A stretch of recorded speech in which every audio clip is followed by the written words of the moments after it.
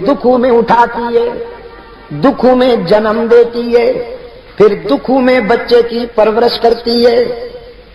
یہ نہیں سوتا تو وہ بھی نہیں سوتی، یہ روتا ہے تو وہ بھی روتی ہے، یہ ہنستا ہے تو وہ بھی ہنستی ہے۔ اس لیے اللہ کے رسول صلی اللہ علیہ وسلم سے ایک صحابی نے پوچھا، اللہ کے بعد سب سے زیادہ مجھ پر کس کا حق ہے؟ رحمت عالم صلی اللہ علیہ وسلم نے فرمایا تیری ماں کا۔ وہ کہنے لگا سما، پھر حضور نے فرمایا تیری ماں کا۔ اس نے عرض کیا سما، پھر حضور نے فرمایا تیری ماں کا۔ پھر پوچھا حضور اس کے بعد؟ رحمت عالم صلی اللہ علیہ وسلم نے فرمایا سما ابو کا، اس کے بعد تیرے باپ کا حق ہے۔ ماں بڑی قربانیاں دیتی ہے، اس لیے ماں کا دل نہ دکھایا کرو۔ سرکار دو عالم صلی اللہ علیہ وسلم کی خدمت میں اطلاع آئی، ایک شخص کئی دن سے سکرات میں مبتلا ہے، جان نہیں نکل رہی، بہت قرآن کریم تلاوت ہوا، دعائیں مانگی گئی، لیکن اس کی مشکل حل نہیں ہوتی۔ رحمت عالم صلی اللہ علیہ وسلم نے فرمایا اس کی والدین زندہ ہیں یا نہیں؟ بتایا گیا حضور اس کی ماں زندہ ہے۔ رحمت عالم صلی اللہ علیہ وسلم نے فرمایا اس کی ماں سے کہو میں تجھ سے ملنا چاہتا ہوں، اگر آ سکتی ہو تو آ جاؤ ورنہ میں آؤں گا۔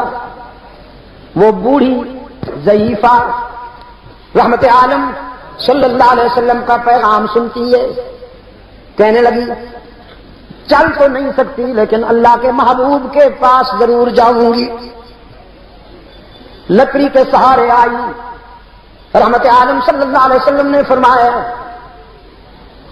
تیرا بیٹا کئی دن سے سکرات میں مبتلا ہے، تیرا کیا خیال ہے اپنے بیٹے کے متعلق؟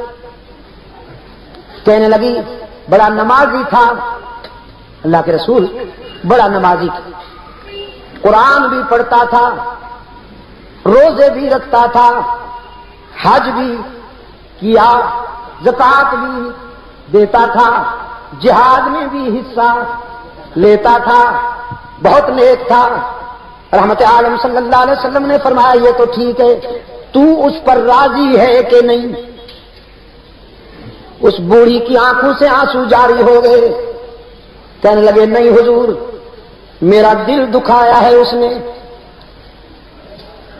میرا دل دکھایا ہے۔ ایک دن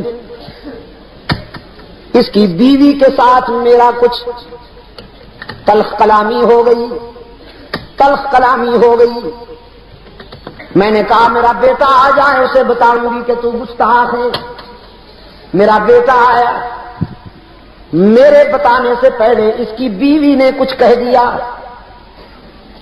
میں جب اپنے بیٹے کے سامنے گئی تو میرے بیٹے نے میری کوئی نہ سنی، بیوی کے بھڑکانے میں مشتعل تھا، غصے میں میں درد دل بیان کر رہی تھی اور میرے بیٹے نے غصے میں آ کر اپنا جوان بازو اٹھایا اور تیز تھپڑ میرے چہرے پہ دے مارا۔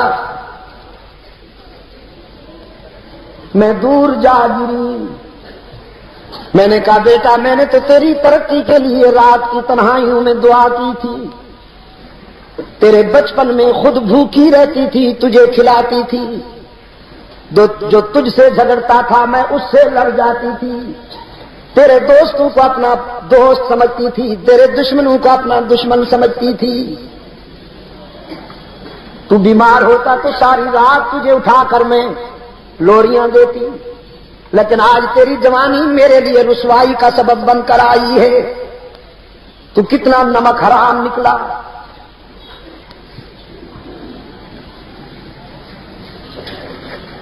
سرکار دو عالم صلی اللہ علیہ وسلم کی آنکھوں میں آنسو آ گئے۔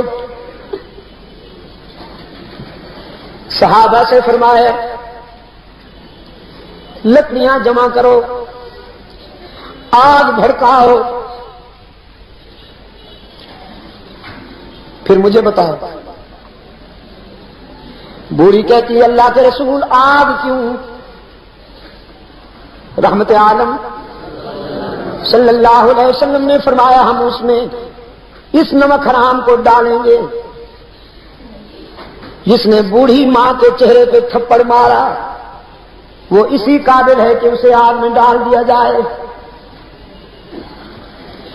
بوڑھی زاروں قطار رونے لگی، کہنے لگی نہیں نہیں نہیں اللہ کے رسول، میرے بیٹے کو آگ سے بچا لیجیے. رحمت عالم صلی اللہ علیہ وسلم نے فرمایا تو اس آگ سے گھبرا گئی ہے، آخرت کی آگ تو اس سے بھی زیادہ اذیتناک ہے. وہ بوڑھی کہنے لگی کوئی شکل ہے بچ جانے کی کہ میرا بیٹا اس آگ سے بھی بچ جائے، اس آگ سے بھی بچ جائے. نعرہ تکبیر، نعرہ تکبیر، اہل صحابہ، اہل صحابہ.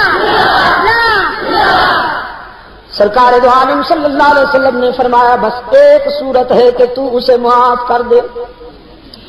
چیخ کر وہ بوڑھی کہنے لگی اللہ کے رسول آپ بھی گواہ بن جائیے، میرا رب بھی گواہ ہو جائے، میں نے اپنے بیٹے کو دنیا میں بھی معاف کر دیا، آخرت میں بھی معاف کر دیا. یہاں اس نے معافی کا اعلان کیا، وہاں اس کی مشکل حل ہو گئی. کلمہ شہادت پڑھتے ہوئے دنیا سے روانہ ہو گیا. ٹل کے روشن ضمیروں، میرے عزیز نوجوانوں، چاہے کچھ ہو جائے کبھی ماں کا دل نہ دکھایا کرو.